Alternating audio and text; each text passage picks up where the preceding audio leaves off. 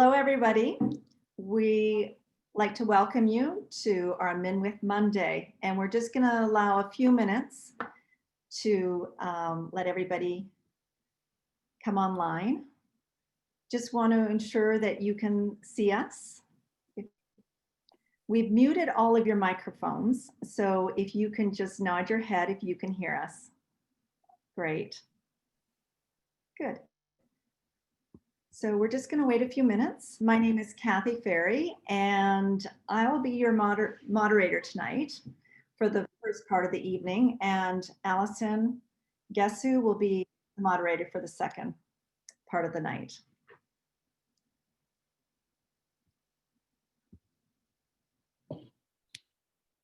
So while we're waiting, I'll just start off by introducing our guests tonight, Carrie and Hannah. Carrie Bush has been working for in the film industry for 15 years, traveling across the country and around the world, establishing herself in the film and commercial industry here in Minnesota and around the country. She's an assistant director, a producer, and a director, and she's directed 4 award-winning short films and a web series. And Hannah, our next guest, Hannah Walker, is a film and television producer who recently moved back from Minnesota after 15 years of living and working in Los Angeles. Prior to her move, she served as a producer and director of development at Sander Moses Productions, where she guided the development of dozens of pilots and television series for ABC, Amazon Studios, Fox, NBC Universal, International Studios, Red Arrow Studios, and Warner Brothers Studios, among others. Hannah began her career working in feature film development at independent production companies like 2929 Productions, and has done several shows including The Road, Two Lovers, The Amazing Spider-Man, Jumanji. Carrie, I'm sorry, I cut off your bio. I just wanted to also add that you've been drawn to telling stories that make audiences laugh, yet allow people to walk away with a new perspective. So I am just going to wait a few more minutes to get a few more people coming in, because I'm just getting, and I'll be just one moment as I met more people in.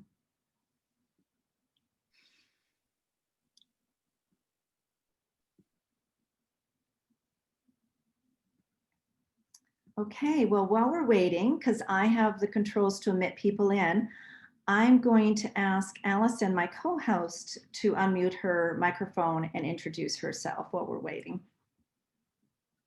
Good evening, everyone. My name is Alison Guessou, one of the board members on MinWIFT. So tonight I'll be serving as the co-host, as Kathy mentioned. So for those of you who are joining and have questions, we do have a chat area where you can submit all your questions that I'll be gathering.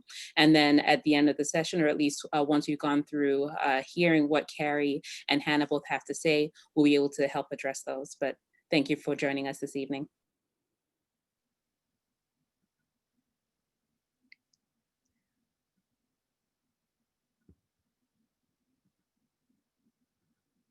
Okay, well, we've got a few more people coming in, and I might just stop every so often to let people in, but we're going to get kicked off because it's 6:09. So I'm going to start off by asking Hannah my first question. Hannah, tell us a little bit more about the feature film Polygo. How did it come to your attention? And, you know, let us know about its storyline, the setting, where were the locations, just a general overview of the feature. Sure.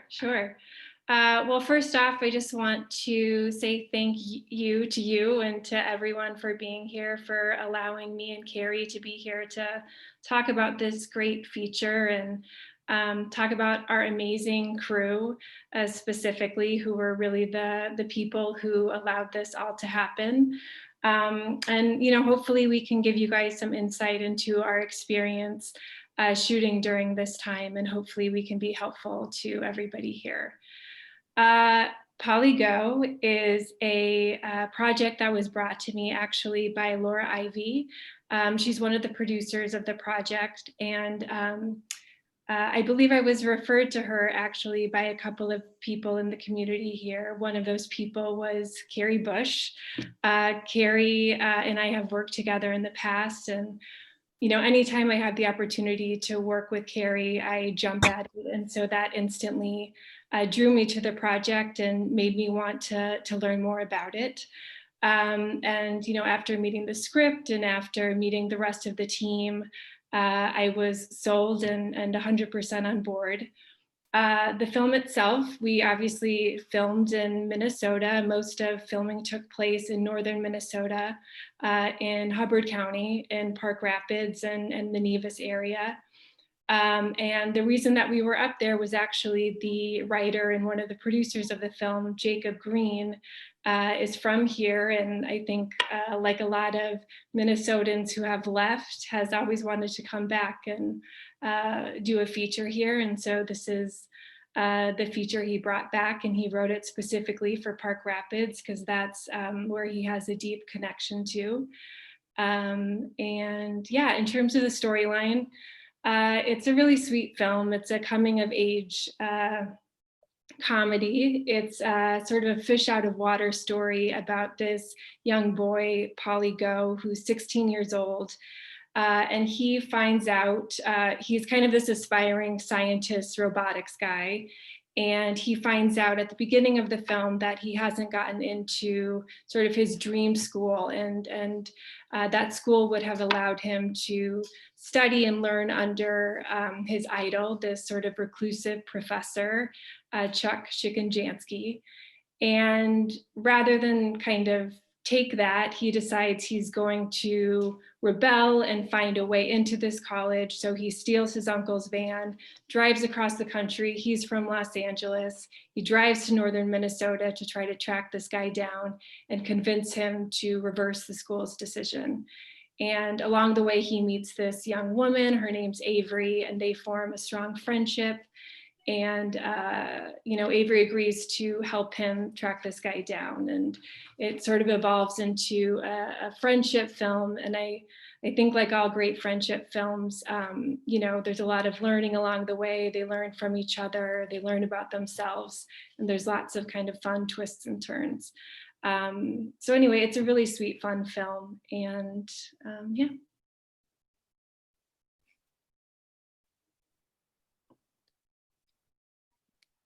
So I just muted myself for a minute so you wouldn't hear the doorbell ring every time somebody wanted to come in. My next question here is for Carrie.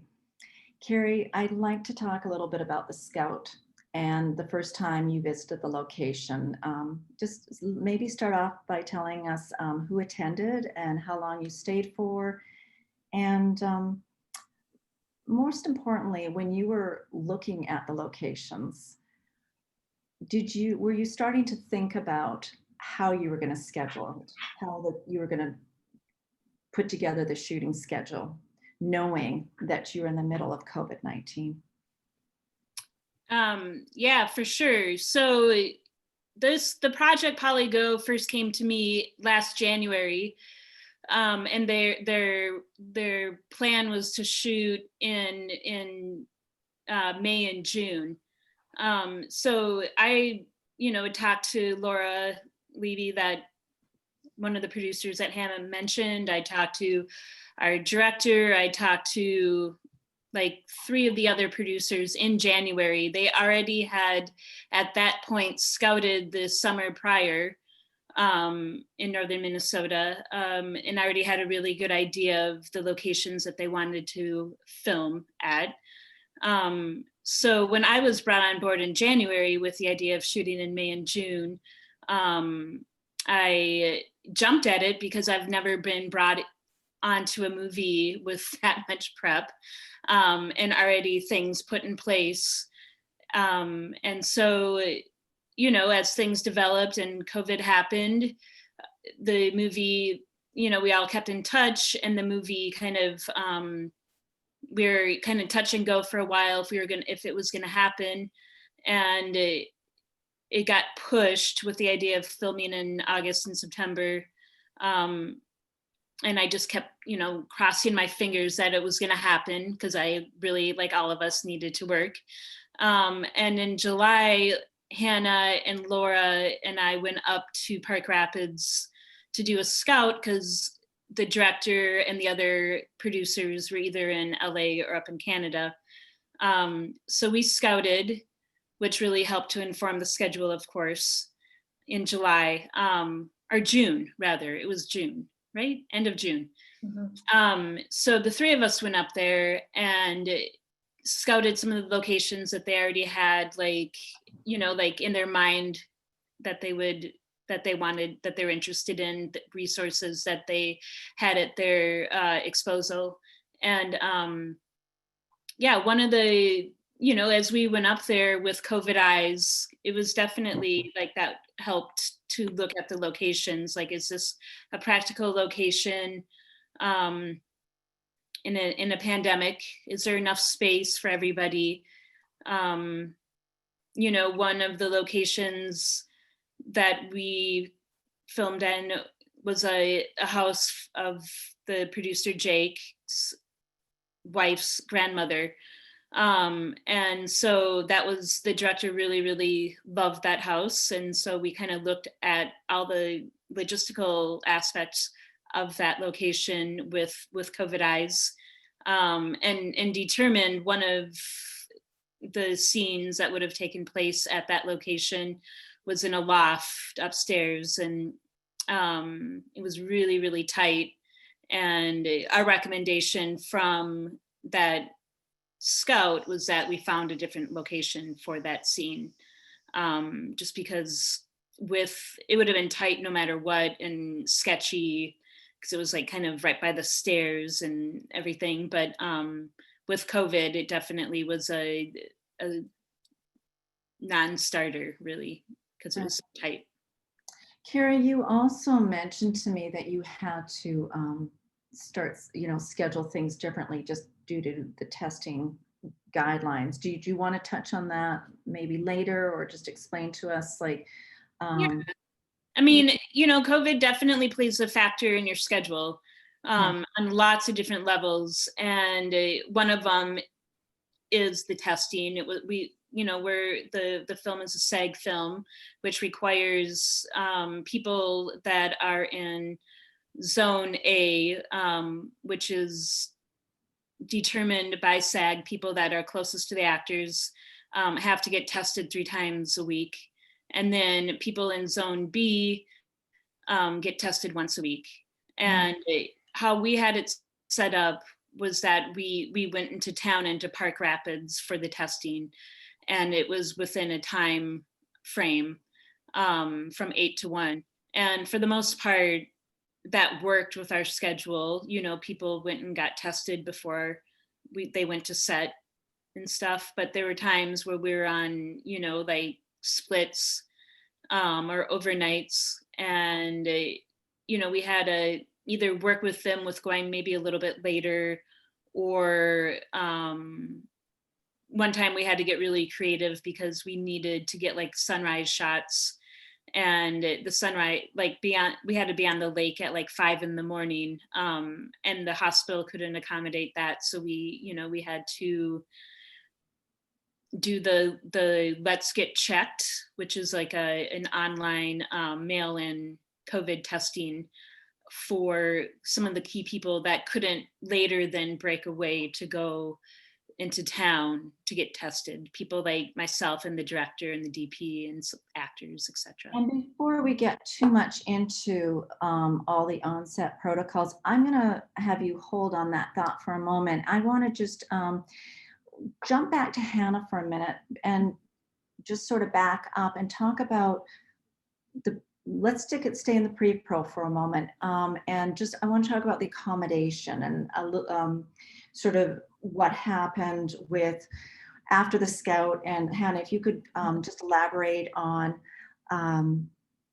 where did you book crew and what did you do for the accommodation? In terms of lodging. Just back up a little bit back into Sure. before we get back onto onset protocol. Sure. Well, obviously figuring out where people were going to stay was a huge decision for us. We really wanted to make sure, we were the first feature film to shoot in town.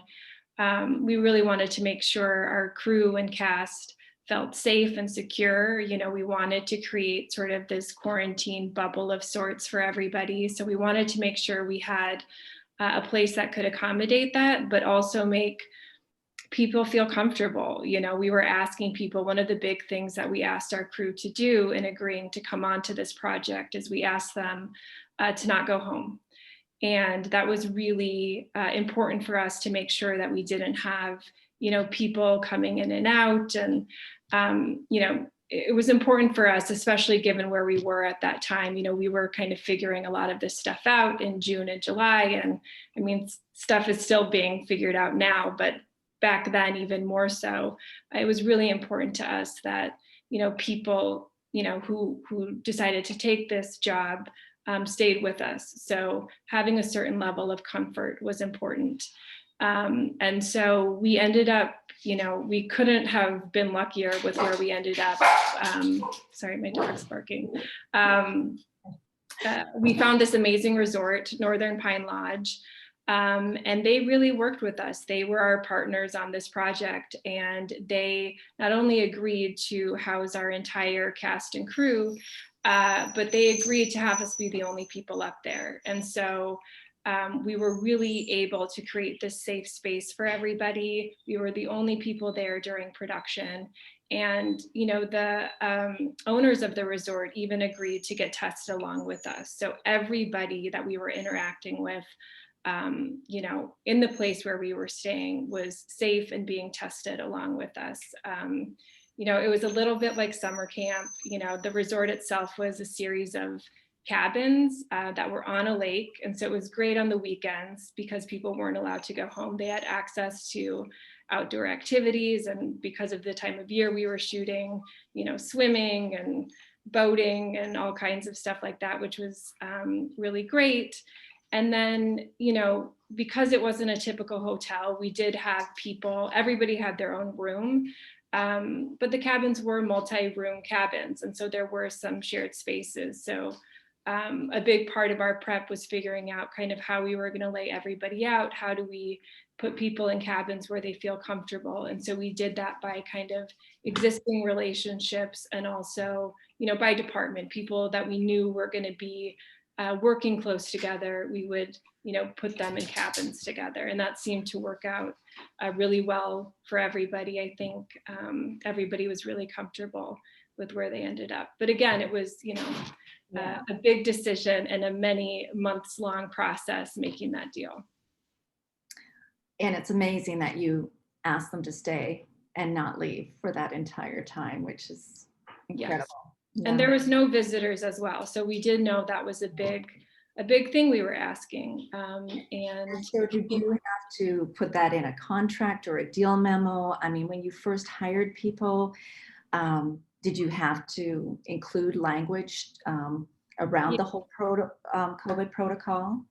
We did. I mean, you know, as Carrie mentioned, this film got pushed. And so we did have, you know, our hard prep was only about 4 weeks, but in terms of soft prep where, you know, Carrie, myself, and the producers were all getting together, you know, via Zoom each week to talk about this stuff, that was many months of conversations that we had to kind of figure out our approach to this. And so we were able to really codify our protocols. You know, we had, it was important to me, especially with those types of requests, that we had something concrete that we could send to people, kind of outlining what our protocols were, not just so, you know, crew felt comfortable and cast felt comfortable and that they knew that we were taking it seriously, but also so they knew what they were signing up for. You know, that language was in our protocols, that we were asking people to stay, we were asking people to get tested, we were asking people to share their test results with us. So there's a lot of things that go into all of this, and it was important that people understood, you know, and were comfortable with that and agreeing to it before coming on. So that was, you know, a big part of prep for us. I have a couple. Sorry, just one more thing. In addition to the protocols we sent out, we did accompany that with not a waiver, but just a document, an acknowledgement form where people acknowledge that they had received our protocols and agreed to adhere to them. So I have a few more questions around that, but I'm gonna go back to Carrie so that you can give your puppy some love. So Carrie, to that point, and talking about the protocols, let's just to a little bit more about your crew. So let's start off by telling us how many crew were there, what hours, how many hours a day did you work? Talk about OT, if you had any overtime, how many shooting days. I just want to know, get a kind of a bigger picture of how you scheduled everything and how many people you actually had to work with. And you mentioned something about the wristband, so I want to go back and touch on that as well. Yeah, well, it was a 19-day shoot. It was 3 6-day weeks. We worked Sunday through, no, we had Sunday off. We worked Monday through Saturday. And I am really happy to say that we had basically a 12-hour day, which was standard on film, with little to no OT. I mean, production absorbs some OT because that's what we do, but like that was, the majority of it. We really, really stuck to the 12-hour days, and we got everything the director, the DP, the producer, everyone wanted. And that, in my mind, has to go back to prep, and knowing what you want. And also, like, the script was adapted for a little bit for COVID as well. Like there weren't big extra background scenes and things like that. It was, as Hannah mentioned, it was mostly 2 people, the 2 leads having conversations in a boat or in a vehicle as they're going on the search. And so it really was a COVID friendly script, and before, and then it was adapted by the director and the producer, the writer, after COVID hit. Yeah, so I mean, let's see, do you want me to get into like the protocols with the green band?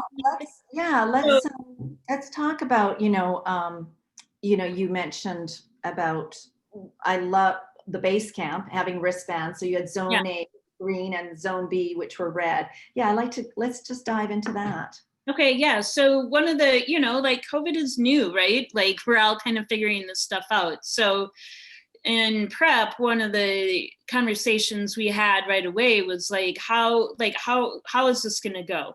We knew as Hannah mentioned, we basically we were in the Park Rapids, Nevis area, about 3.5 hours northwest, I guess, from the Twin Cities. And I'll stayed at a resort.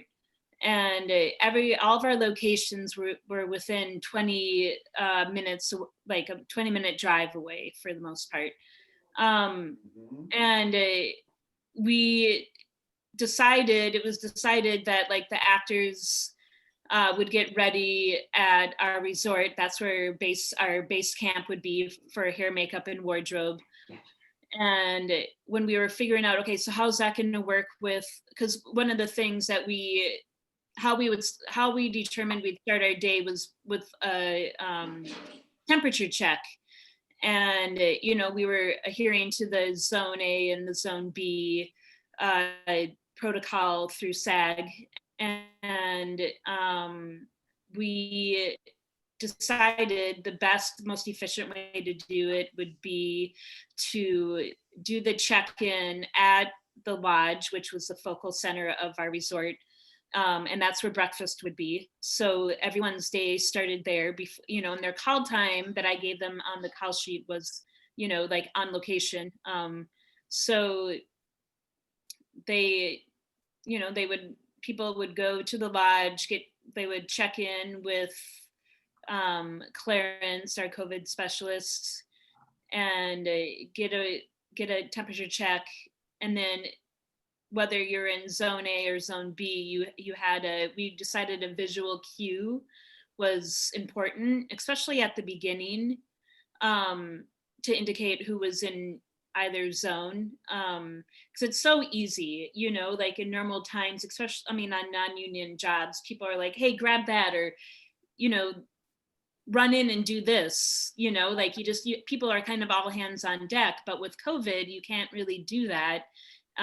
Things really have to stay pretty departmental. And if you're not in zone B, I'm sorry, if you're not in zone A, you can't go on set when there's actors. And so a visual cue of that would be the green wristband for zone A and the red wristband for zone B. So other than the talent that was in front of the camera, did everybody have their masks on at all times? And was there any special requirements around that, or? Yep. So we, as part of the check-in with Clarence as well, everyone would get a fresh, that 3-layered medical and not an N95, but like the disposable blue, white kind of medical 3-layer mask. And that was decided right away that it was a way to kind of regulate the cleanliness of everyone's mask. Okay, so no cloth masks. Instead of people using their own personal cloth, it was just a way to know that it was a fresh mask every day. Yeah. So really interesting. So Hannah, you mentioned to me when we were talking in our prep about, and just to touch on Carrie's point about, being on set and working with the teams and that, how you met with the departments also in the morning, like after they did their check-in and they had their breakfast, you went around to each department individually. Can you just let us know what you talked to them about, if there was any concerns, if anybody got scared, and most importantly, did anybody? 2 times she's here. That's the one I'm. I'm just going to ask Carrie, I'm going to ask you to put your. I'm going to. On mute. I'm not getting Mute anything. Carrie now. I'm going to have it delivered. Okay. I think you can too. Why would I go into Walmart? I don't know that I've been in Walmart. I think I've been twice in my life. Okay, I'm sorry. Somebody came off of mute by mistake. Okay. So could the presenters unmute themselves again, and the guests? Yeah. Okay. Yeah. I am unmuted. I am Sorry, on mute as well. There you guys. Is So that I just machine have to again? say, Zoom is still a little bit clunky for us. So, even we try to have one co-host admit people in and it wasn't working. So again, apologies to keep people waiting. And, this is a new virtual world. So just want to say sorry for a little bit of the clunkiness. But okay, so Hannah, I'm going to go back to you and just ask, my question again to you was, did you meet with the departments? Tell me about if there was any concerns. And also, did anybody ever come to you and want to leave? Well, no, nobody ever came to us and wanted to leave. I think especially at the beginning in prep, we had Laura, one of the producers, and we had obviously spent a lot of time talking to the different departments, putting together these protocols, working with SAC to kind of come up with a general list of guidelines. And within those guidelines, there were some department specific things, but by no means could you ever create kind of a fully comprehensive list to give out to people. And so one of the things that I thought was super helpful that we did in prep and was super important to me is that we did sort of COVID-19 safety specific meetings with each department, and they were department specific. So some of it was going over sort of the general protocols that we had laid out. Some of it was, it was important to me that, each department met our COVID health and safety officer, and he was the person who was really on set along with Carrie, but COVID specific, making sure that our guidelines were being enforced. And he was the person on set that people could go to with questions and concerns. And so it was important that in prep people had the opportunity to meet him. and, start to develop a relationship with him so they felt comfortable. Mhm. So we did that. We went over the things that the producers and I felt would be helpful, and the things that we felt were specific to the departments. But it was also a really great opportunity to talk to department heads, and not just department heads, but everybody, kind of about how they envisioned their department working differently. Had they been on sets before, what had they picked up on in the past? Like, we were really looking to them for guidance as well about the things that they thought would be helpful for them. Maybe there was a specific, product that they wanted us to get for them. We in prep created boxes for everybody. So every department kind of had some general sanitization supplies, but different departments have different needs. You can't use paper towels on grip gear, and so there were specific things that we could talk through with them, and again, kind of use, they know much better their department than I do, and so it was helpful in prep meeting with them to see how we could help them do their jobs better, how we could make them feel the most comfortable. And so we did that in prep. And then, it was important to check in, as you always do, each day with each department, and just make sure that, they felt comfortable and safe. And if they had any issues, they could bring those up.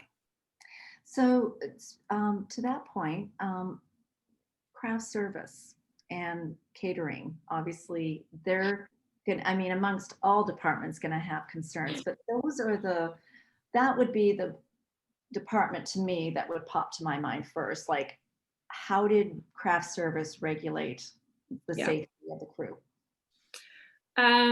Yes, craft service and catering were obviously a lot different, as they should be. Right. With It's food. So I guess let's start with craft service. exactly. So with craft service, basically the way that we had craft service set up, there was a station set up each day. Right next to their station, we had a hand washing station that people could use. And we also had, obviously, hand sanitizer everywhere, including at the craft service station. They would basically set up, in prep, we purchased a plexiglass barrier. And so they would kind of set up their table. They had their plexiglass barrier, and then they had all of the food set up behind. All of the food, all of the coolers, the coffee, everything was behind that barrier.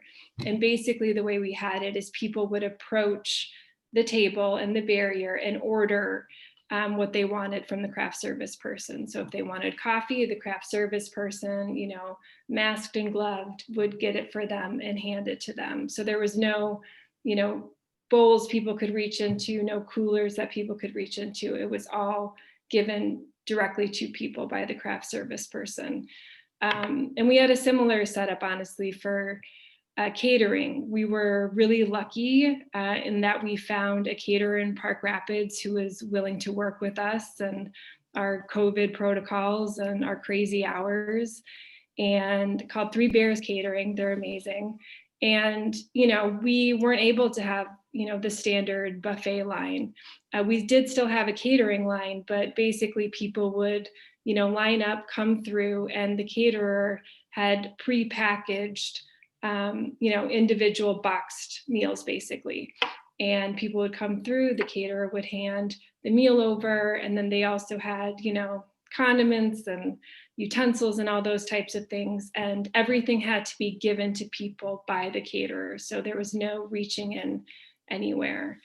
And then beyond that, in terms of, eating the meals, all of our catering was set up outside. So our tables were always set up outside. That obviously helped with air circulation, but also we were able to really space the tables far apart.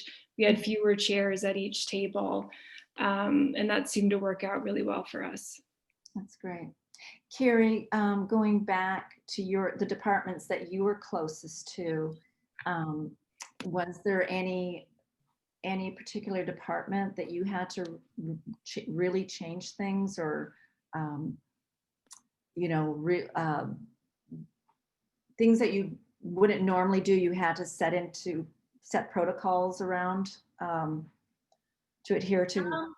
I think, I mean, the biggest thing was that like we'd have our art department had to dress a lot of locations. We had a ton of locations. And so oftentimes, you know, they were dressing the location even the morning, finishing dressing the location even the morning that we were arriving. That didn't happen all the time, but there was definitely some standout moments where that did. And you know, like some of the dressers, like the onset dresser was in the green zone A, because she was on set with us and the actors without, you know, masks when they're performing. But the rest of the team, they were in zone B, only getting tested once a week. And so we, you know, like it was a thing a couple of times where, you know, we had to just like coordinate like the finishing of the dressing. And a couple of times we had to wait a little longer because curtains were going up at the, you know, as we were getting there, and things like that. And then what we would do, we had a UV light, a couple of UV lights that after anyone from zone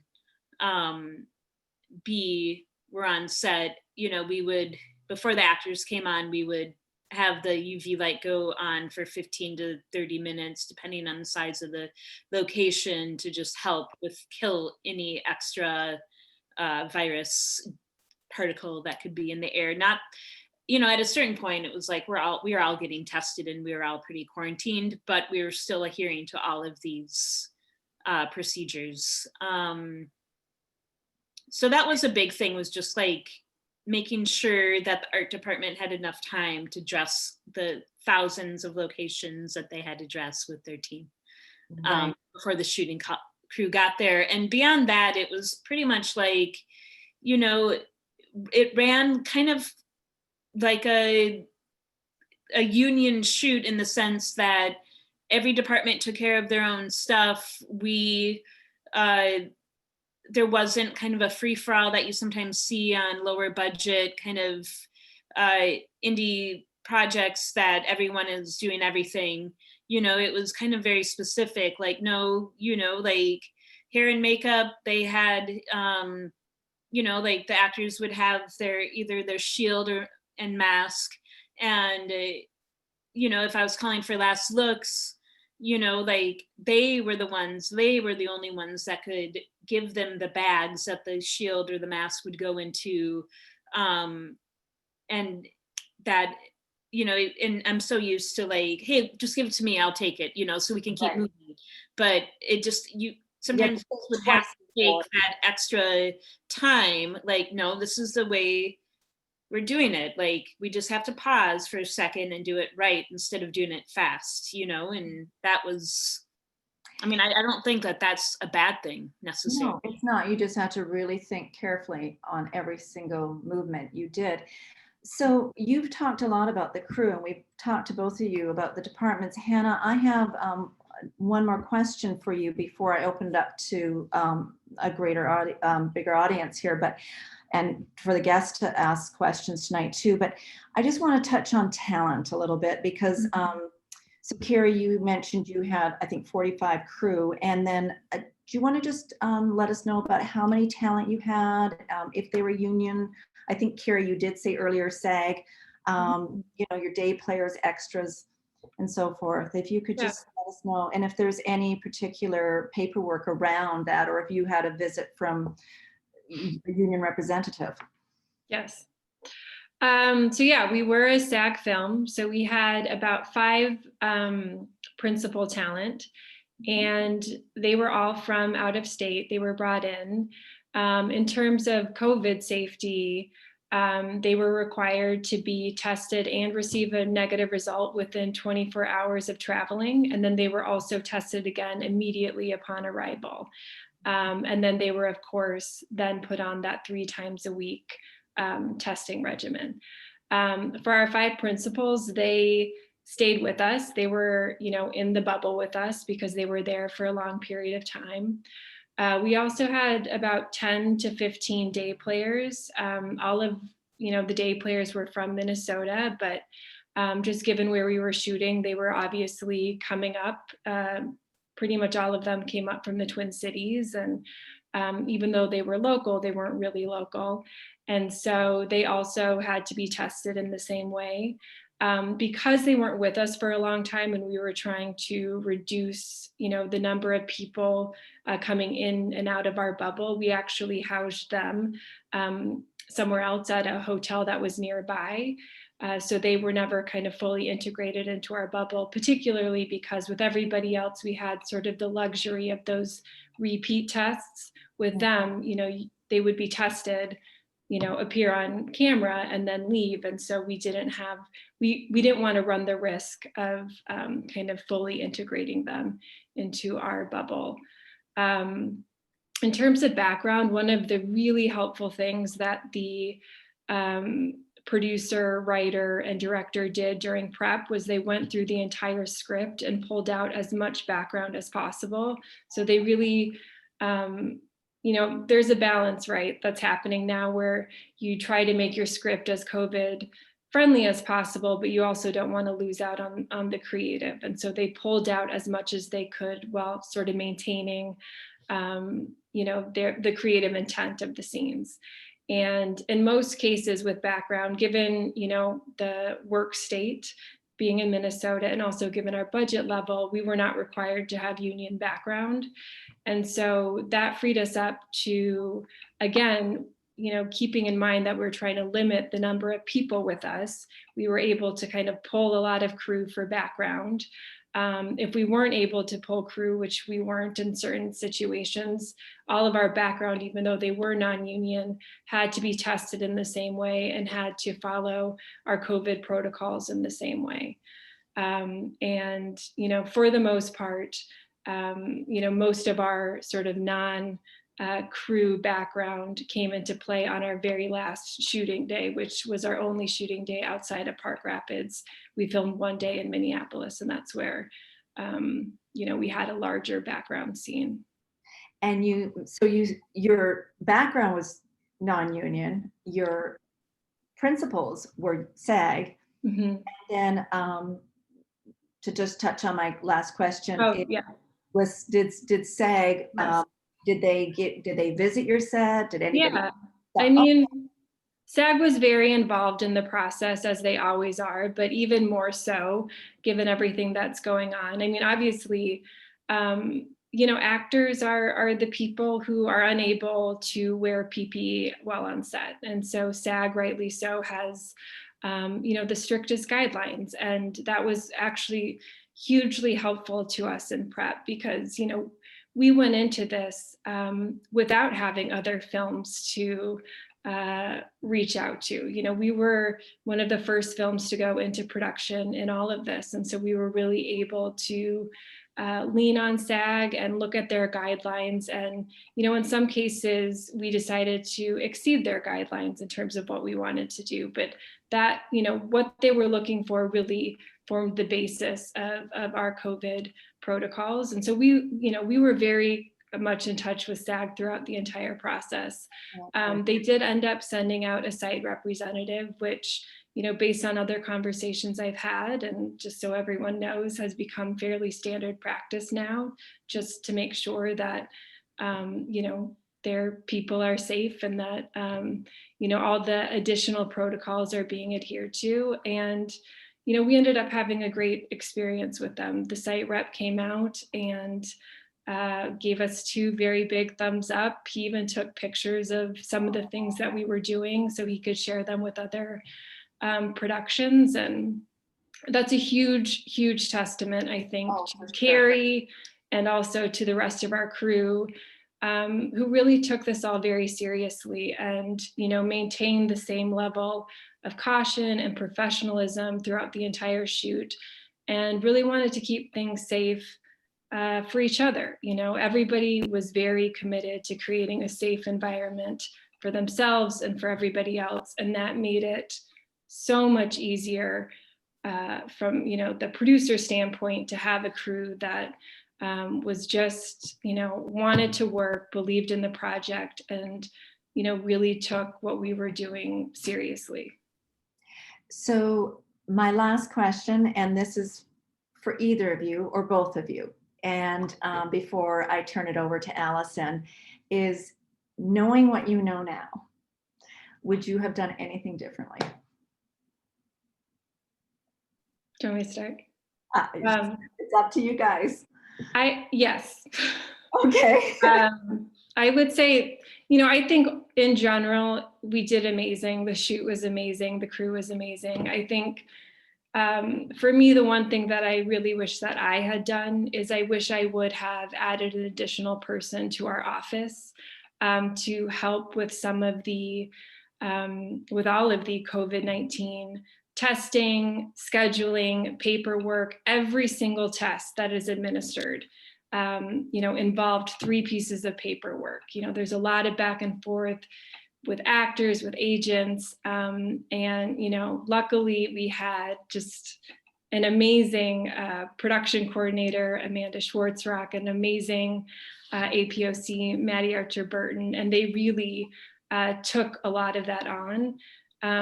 But it's a job, and I wish I would have, you know, had an extra person for them, and, you know, was able to give them more support. And certainly I will do that on the next one.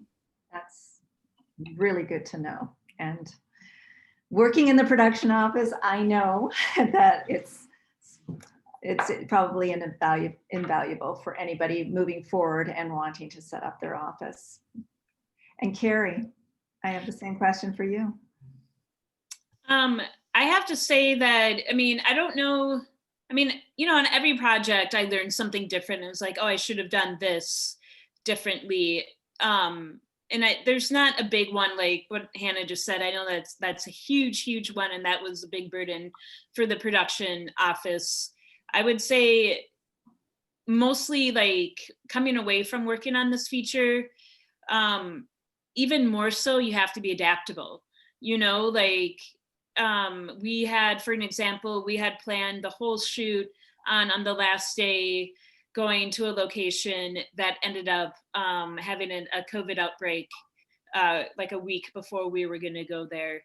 And, you know, we had scouted it a number of times, in the daytime and the nighttime when we were actually going to be filming it. I mean, it was like there were plans written up and lights, you know, ordered and stuff like that. And we had to, you know, like the director and the writer like thought about it, and I mean, we all thought about it, but then we decided it'd be safer if we just, even though the location adhered to like cleanup protocol and, you know, they all kind of quarantined and things like that, we just decided, why risk it? And they ended up rewriting the scene for a location that was on our resort that we were staying, and it actually made it I think it adds way more value. It's a better scene. I mean, to echo what Hannah said about our crew, we just had a kick-ass crew, you know, like I see Ben Barrett is on here, who like was my second AD, Christian Pompum, who was my second AD, like everyone was super like, they were all in it 100%, and they did everything above and beyond. I mean, so everyone was so excited to be working. It just felt we were just one big happy like production family. Everyone was just right on board and on page, and on, you know, it was great.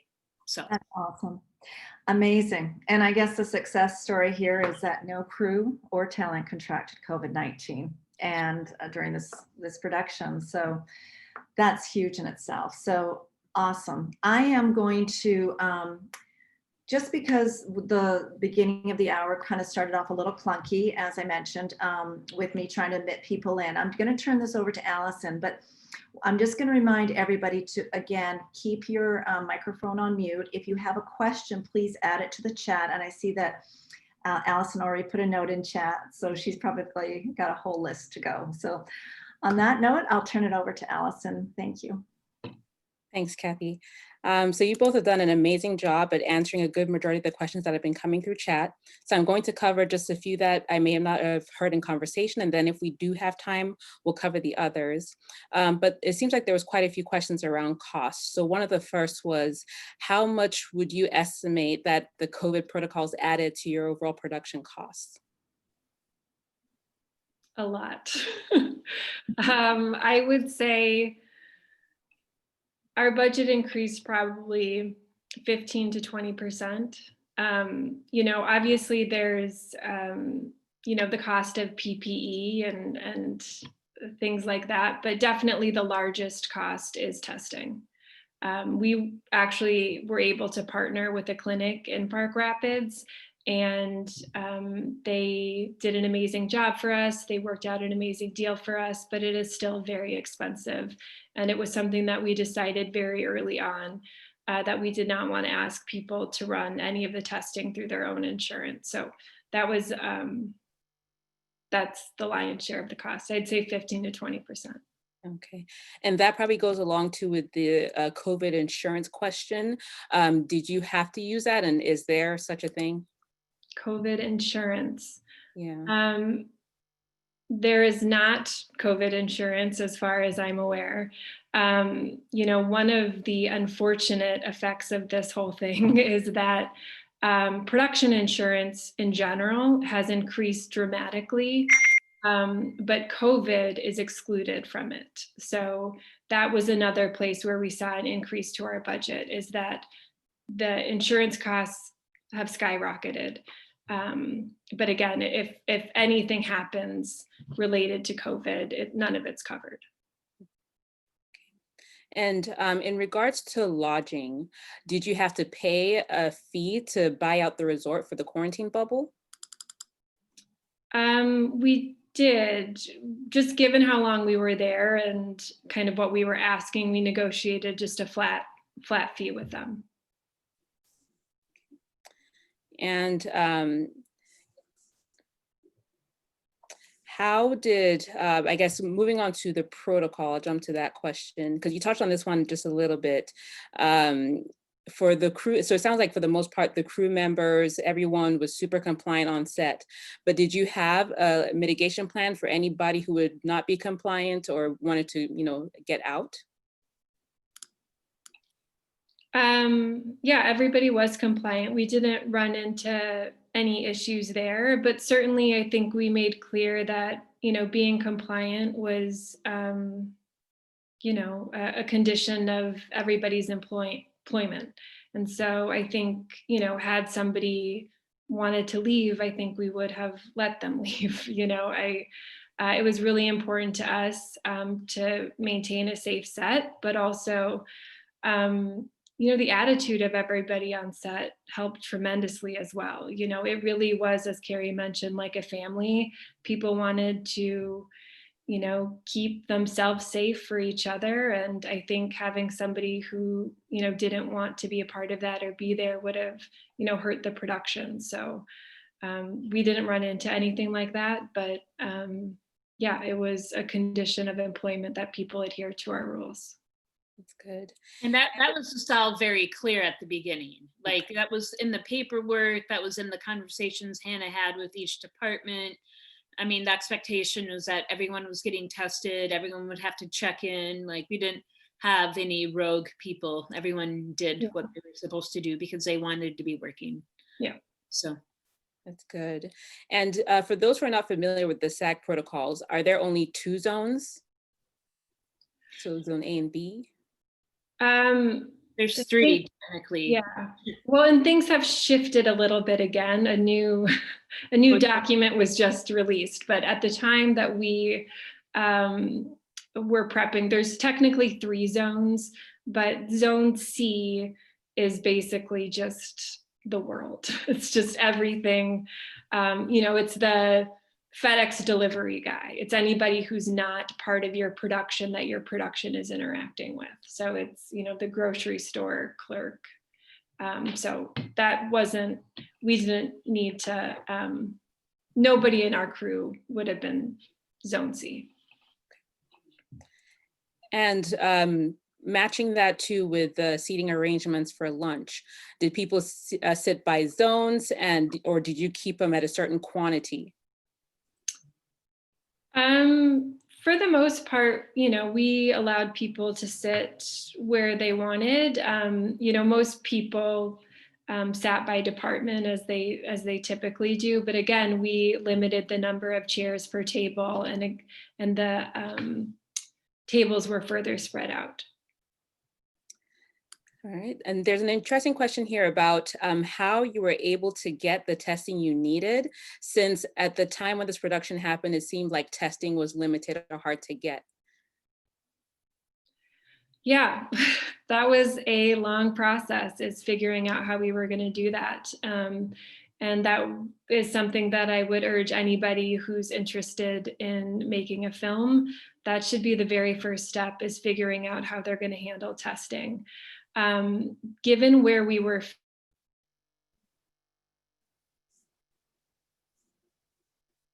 Uh-oh. Did we lose Hannah? Oh, there you are. You're back. Wait for a second. You're good. You left off at given where we were filming. Given where we were filming, Park Rapids wasn't seeing sort of the same high demand for testing as other places in the state, in the cities, certainly. Hubbard County in general never, has really experienced the same large number of cases as the Twin Cities area. So we were able to pretty quickly identify. There's 2 clinics up there. One wasn't able to work with us. One was Essentia Health in Park Rapids. They, were able to accommodate our, crazy schedule. We had a lot of people. One of the problems that took a little bit of back and forth negotiating through was the fact that we needed to get the same people tested over and over again. But ultimately, they, agreed to help us out. And so, but yeah, it was a long process getting that all figured out. And I'll squeeze in one more question because I know we're at time. But did you do a post occupancy survey following the shoot? And if so, was there any surprising feedback that you got from your COVID practices on set? We did not do that.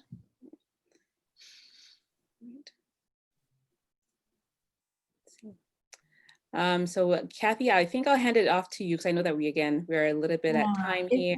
Yeah, I think because we started a little bit late, I want to be conscientious of everybody's time. But, if people have to leave, I want to respect that. And that's why I'm really happy that we got most of the questions answered. But with that said, our guests, Carrie and Hannah, are you able to stay on an extra few moments? Just in case if we have a little bit of overflow, if we have another question come in. Okay, so just a couple things I want to go over before we wrap this up. Alison, I'll give you a few minutes to see if any other questions come in. But I just want to mention a couple things, is that we are, Minnesota Women in Film is a nonprofit, and we haven't been able to do in-person events since COVID. So all of our programming will continue to stay online through the fall and into the spring, keeping our fingers crossed that we will get back to in-person. If any of you are interested in joining MinWift, please visit our website. We will put up that information. I'm going to ask Kelly to put that information up in the chat before we leave. If you want to go to our new platform, which is called Mighty Networks. And also, if you don't want to join, and if you're interested in just giving a donation, we haven't been able to raise any money through this time, and we want to be respectful that a lot of people aren't working. But if you are able to donate to our organization, there's an Eventbrite link as well that I'm going to ask Kelly to put up in the chat before you leave. One other thing is I was hoping there might be a trailer, and there's not. Hannah told me prior to starting, but on tonight, one of our guests, Benny Barrett, was on set, and he took a ton of pictures, and I was going through them this weekend and would love to, if you guys want to just see some of the pictures he took of this amazing production before we leave. Please stay on because I'm going to turn it over to him to share some images as well. So before that, I'm going to hand it back to you, Alison, and just to see if there's any other questions that have come in. I think the only other question that we had around were if there were any extra steps taken to protect more vulnerable crew that weren't able to wear PPE. I mean, we kept masks or shields on the talent until right before we started to film. I would clear out the set, you know, like just the most essential people on set when we were actually filming. You know, the first thing, it was always like, you know, like as an AD, you're always like, okay, now we have to move on to the next, like, we got that, okay, we're moving on over here, blah, blah, blah, blah, blah. And I always had to just take a second and say, okay, we got that. Let's get the masks on. Okay, let's get the actors off. And now we're gonna, all right, now everybody, we're gonna move on, you know, but like, you know, it was always like mask up, get your masks on, the huge part of it. You know, it was really clear, like I would do safety meetings every day and kind of talk about what the plan was for the day, and made it clear that if people needed to take a minute, because it is, you know, wearing a mask for 12 hours a day, it takes its toll. Especially inside, even outside though, for that matter. And so if you need to we would do if people needed a pause, needed a second to just like be outside, including the actors before they came back in, that was just part of what we needed to do, you know? Mm-hmm. But yeah, limiting the amount of people that were on set when we were actually filming and they were taking the mask, and the masks would come off and go back on right away as soon as we could. That was probably the hugest. And then, you know, like we'd be distant, social, as distant as possible. We wouldn't be all up in their faces if we could help it. So. Right. And one final question that came in was, do either of you have recommendations or any ideas for pre-production in cooler temperatures? So now that we're getting into the fall and, you know, temperatures are dropping, any helpful resources that people can look into? Long underwear. No, I mean, I think part of making the film in the summertime, I mean, that was helpful again with COVID because we were outside and it was warm. We definitely had frost though as well. And I mean, again, we were SAG, and so we were testing and testing. So, and we were in a bubble. So our situation was, I mean, I would say testing, make sure you're doing testing, because if it's in cooler weather, you're going to be inside, right? So for the most part, if you're outside, you're still going to have encased like pop-up tents with heaters to keep people warm. Have a lot of tents, have a lot of heaters, test as much as you can. Mm-hmm. You know, Hannah, do you have any other thoughts with that? No, I agree with everything you're saying. I mean, I think it's, you know, the other big thing that we had to do, you know, looking at all of our locations is to make sure that our interior locations, you know, had room for what we needed. We had the benefit of being able to have a couple of people on those outside. I think anybody who's considering filming in cooler months should really be looking at locations with a lot more space than, you know, what you typically might need, because you're not going to want to have people waiting outside in the way that we were able to do that. So, you know, be aware of your locations, make sure they're bigger, you know, as big as they possibly can be, heaters, tents. And again, I think the biggest thing is figuring out your testing strategy. I mean, that is hugely important. And if you can, I mean, one of the things that also made it really safe and comfortable for everybody is that we did create a bubble for ourselves. And that's something that I would suggest to anybody that's looking to film right now. I think that really helped us a lot. Great. Thank you.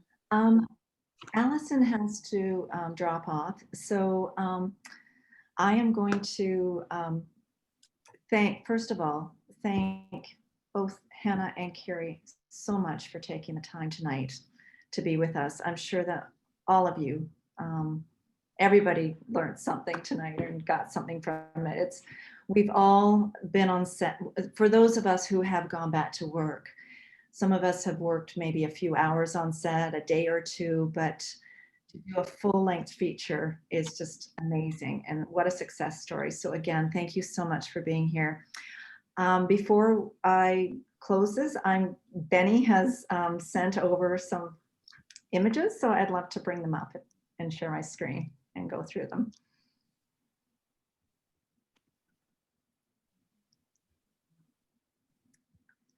And just let me know if you can see them.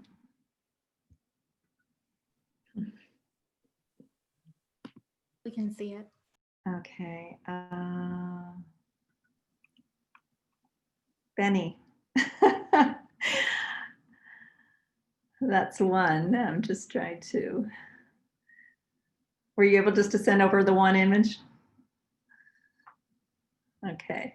I'm going to have another link sent out as well because I'm having trouble sharing the screen. So again, this was kind of a last minute request. So sorry, let me just pop them right in here. oh, thank you. Thought this was kind of fun too. And the night, just a few images. If anybody at this point wants to unmute their mics and ask Carrie or Hannah a question, while we're waiting, feel free.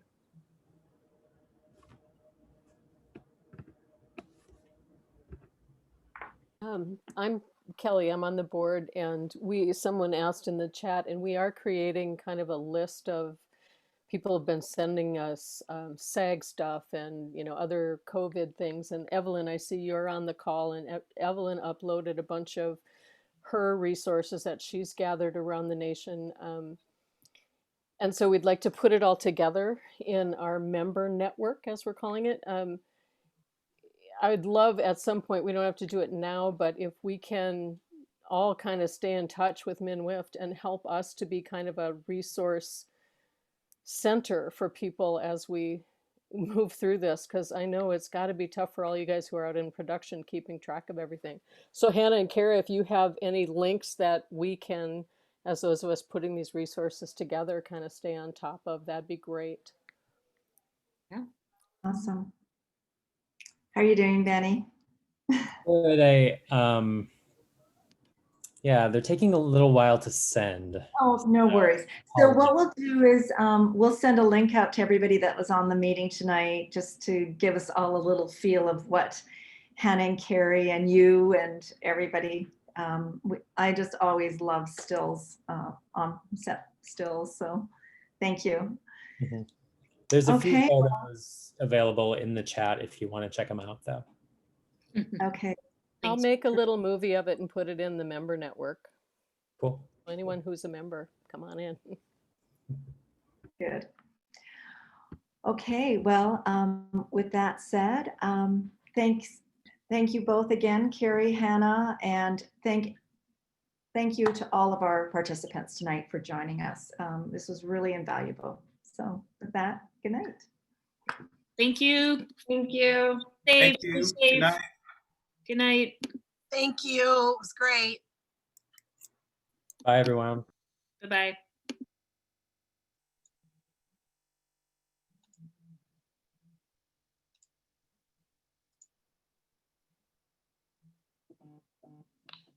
you.